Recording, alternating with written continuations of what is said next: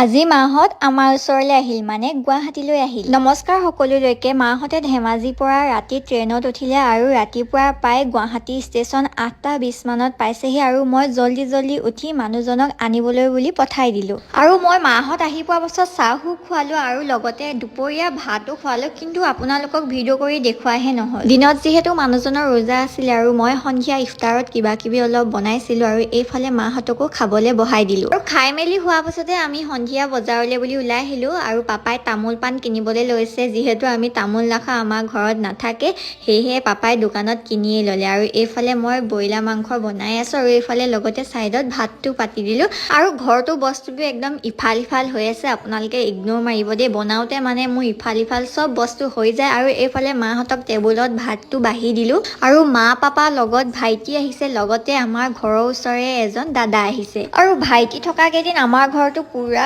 গৰম হৈ থাকিব, থাকেই কিবা এটা ভাল লাগিব আৰু যেতিয়া যাবগৈ তেতিয়াহে মনটো বহুত বেছি বেয়া লাগিব। আৰু আজি ভিডিঅ'টো ইমানেই আছিলে। নেক্সট এটা ভিডিঅ'তে সকলোকে লগ পাম। আজিলৈ আহিছোঁ, বাই।